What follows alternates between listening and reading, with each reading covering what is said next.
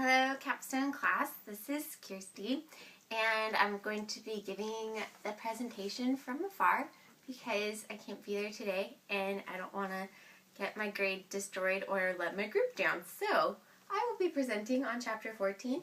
Hopefully Tyler and Lindsay have been getting the point of 12 and 13 across to you all in the artistic postmodern way that they do presentations. Anyways, to begin, Dan Kimball talks in chapter 14 about how it's really a blessing that the emerging generation is so excited to have spiritual experiences. That's how they define a quality church service, is that they want to experience something. And although some leaders are seeing that as a scare to discipleship and a scare to actually learning biblical knowledge, it's really exciting to know that this generation, the one that's the emerging generation, actually is craving the Spirit. They're looking for something deeper. They're looking to have something within them touched or felt or changed. And it's not something to be afraid of, but it's something that we should see as a blessing.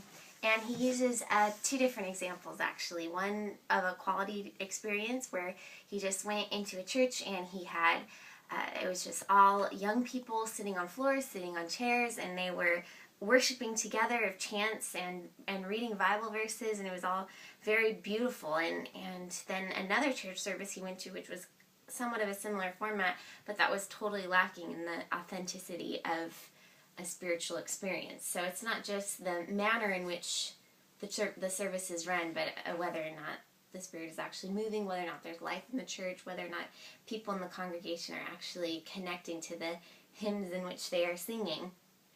And besides this kind of broad overview of what the service should be, he begins to go into some practical ways to make a worship experience better, which is actually pretty cool, because I feel like all of us are reading through this book going, yeah, like that, those are some good ideas, or we're reading Mission Orthodoxy, like, yeah, let's change culture, but it's like, what about the actual church service? And he gives some very practical advice, all of which is good, but probably won't apply to every situation.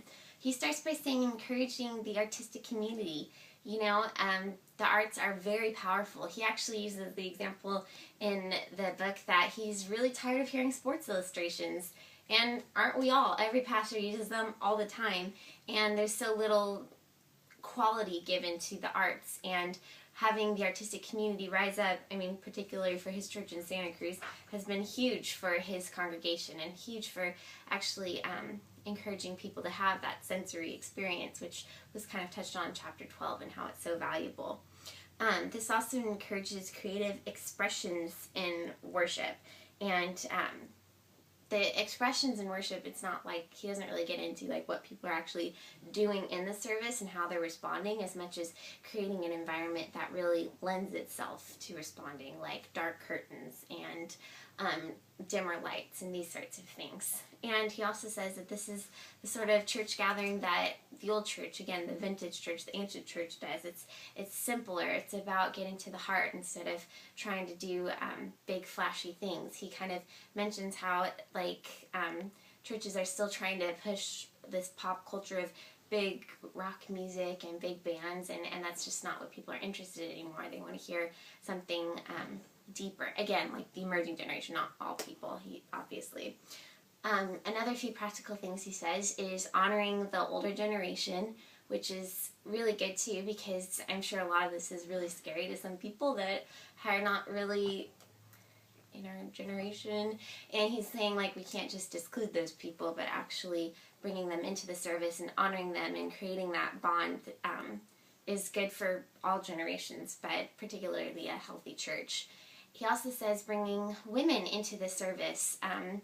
Women can serve in all levels of leadership in the United States of America, and yet in the church they're limited. It's very harmful to some people experiencing faith. He even says, no matter your theology on women, you should have them in the front in some way, teaching or reading verses or leading worship.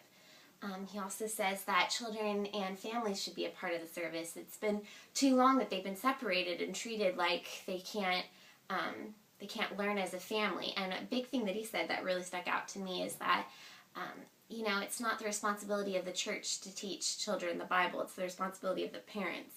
So it might be a better use of our time teaching the parents how to teach their kids instead of trying to teach their kids once a week, empowering the parents to be those people every day that's teaching them proper spiritual business. The other thing is like the use and abuse of technology.